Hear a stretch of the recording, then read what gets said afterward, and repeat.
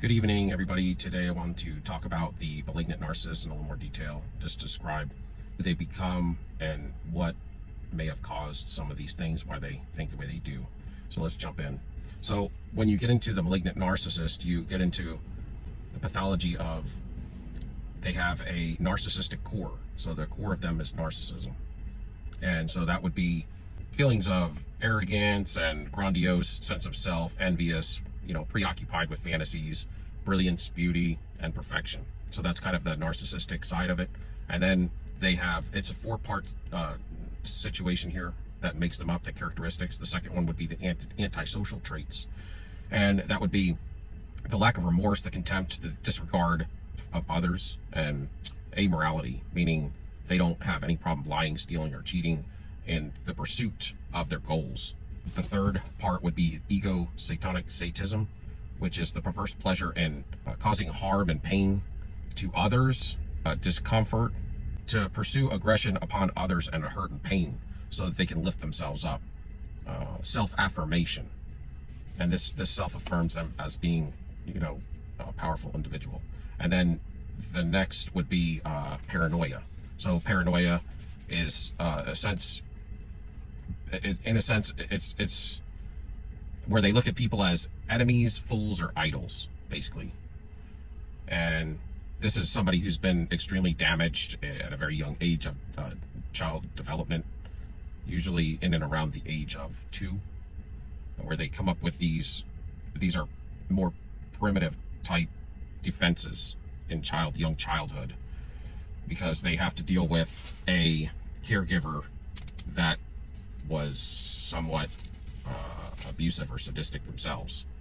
And so that's why they come up with the narcissism is basically a defense that when they're being mistreated, they get to a place to where they have to rationalize how their defenses, the point after acting out, it doesn't seem to be working, so then they create this fantasy of grandiosity, and that if they're perfect, then they don't have to worry about anybody hurting them. And the antisocial, the lack of remorse. So in the sense of the child at the time of this early childhood, where they are dealing with primitive types of defenses, they haven't gotten to a place to where they have developed adult defenses. And so to mitigate these types of stressors, they start to distort reality, project unwanted feelings onto others. And those are what they come up with as reliable sources of defenses. And because of this relational trauma disrupts the more the nature, realistic and integrated images of self and other people. So because the relational trauma caused a disruption in the development of realistic and more integrated images of self and of other people, it causes these defenses to occur, to where they build this they have this primitive aggression, and to minimize the dependency, they create this false self and this grandiosity, because they have a cruel caregiver that's not taking care of their needs.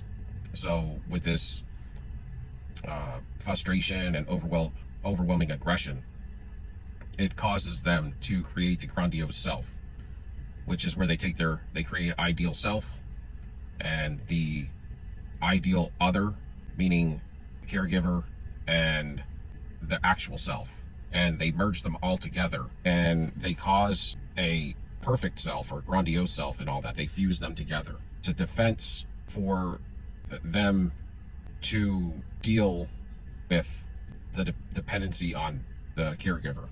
Basically, if you're perfect, then you don't need anything, okay? And so the overwhelming aggression and primitive behavior, when it comes up, it's denied and by the caregivers. And so they fuse this all together to an ideal self, an ideal caregiver, and an actual self-image, and a sense of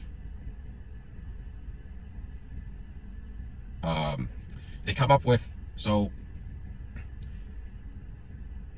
they basically, if you're perfect, then you don't need anybody or anything. And so that's what they end up creating: overwhelming aggression and this primitive behavior that comes up. When it comes up, it's denied by the caregivers, and so they create an ideal self and a fantasy, and then in their fantasy they have an ideal caregiver and then their actual self. And what they do is they pathologically create this grandiose self-image, and that's where you get into the narcissistic side of things. I don't need to fear the person, we're all one, and I don't need anyone else anymore, basically. Dependency needs and feelings associated with their grandiose self are split off, and they're repressed, okay? And they become self-sufficient. So this is where they come up with this grandiose self, and that's why when you see them, it's like they don't have to depend, they look like they don't have to depend on you, they don't need you, and they're just independent. But really, they're very codependent. They're the most codependent individuals on the face of the earth. And so this is how this comes about, because they can't depend on their caregivers, because they're not supplying, they're not fulfilling their needs. And so it causes this inadequacy and this primitive anger and aggression split and unconscious, and it goes, it goes to it goes basically to a place where they don't deal with any of the true stuff that's going on, and they create this fake narrative of who they are, who their caregiver is, and who their actual self is. And that's why, a lot of times underneath all of this, you'll find a lot of anger and emptiness. And this is where you have the grandiose self in the malignant narcissist. It becomes overrun now. So in the narcissist, you'll get where the narcissist will stick with the grandiosity. But what happens in the malignant narcissist is their grandiosity gets overrun by the primitive aggression, which is created as defense, because it's just too much for them. So the aggression becomes part of the ego satanic sadism experience of self, and it isn't disowned or repressed. So there's a split and experience and increase of self-esteem when they are able to knock people down, and it gives them their express aggression towards themselves and to others. And a lot of times this is where they actually, as a defense, get their grandiosity, okay? So it kind of gets switched a little. And so then what they do is their cruel, sadistic caregiver. So the escape from that is they just, in their early childhood, they basically will submit to that caregiver, and then the caregiver will kind of teach them along the lines that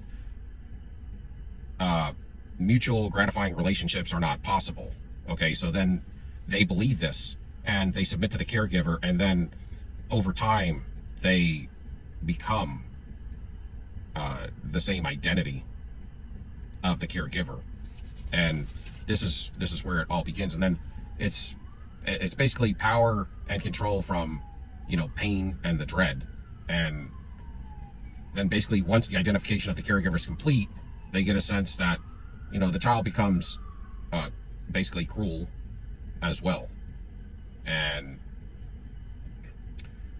it's basically how they treat people. But then the paranoia comes in. That's the fourth part. And the paranoia is there's just constant alerts, because the people that were supposed to take care of them never did take care of them correctly. And then they also have the antisocial, which makes them not have the ability to be vulnerable. And so they can't recognize you in your vulnerability and your empathy and your love if they have denied it themselves. And so this is where you get kind of the idea of how a malignant narcissist is kind of born versus out of just like the regular narcissistic individual. They have, like I said, they've given up love and empathy for power and control. They have an antisocial type personality also. So they have, first of all, the grandiose self, the image of themselves. They are brilliant, they're perfect, and they created this as a defense mechanism, a primitive defense mechanism. See, as an adult, you have other great defenses that help you mitigate these situations, you know, when things come about, and you integrate these things in a normal childhood. But in the case of the narcissist, they were disrupted. So you have the grandiose self that's created, they're brilliant, they're perfect, and if they're perfect, then they don't need anybody. So they act as if they are in full control all the time, which they are not, because they suppress everything. And they walk around with that grandiose self, but then that they have the antisocial, which is basically to have their goals come about. They will do anything at all possible, whether it's lie, cheat, steal, or have amorality, meaning no morality, and they just don't care, because this is one of the defenses that they created as well. And then the third is the satanic sadism, which is where they now have to knock people down to feel that grandiosity in themselves, the power and control. And so they will blame shift, they will distort reality and all their weaknesses and fragile parts about them. They'll project them onto you, and then they'll devalue and destroy you as you accept them, and then they feel strong, you see. And then the paranoia comes about because all of the caregivers that were supposed to take care of them just never did. So they walk around in this paranoid state all the time because they don't trust anybody. And if they can't feel love and empathy since they were 2 years old when they gave up on it, then how are they going to ever expect for you to have it, except that you're faking? And so that's kind of along the lines of how the malignant narcissist comes about, where in narcissism, that grandiose self and that brilliance and all that perfection and all these things they believe, that doesn't get into maybe so much that sadistic side. So it's like, different types. But anyway, I hope that gives a little bit of clarity about the malignant narcissist in short. But thanks for watching. Peace. Soldier up, stand tall. Until next time, we out.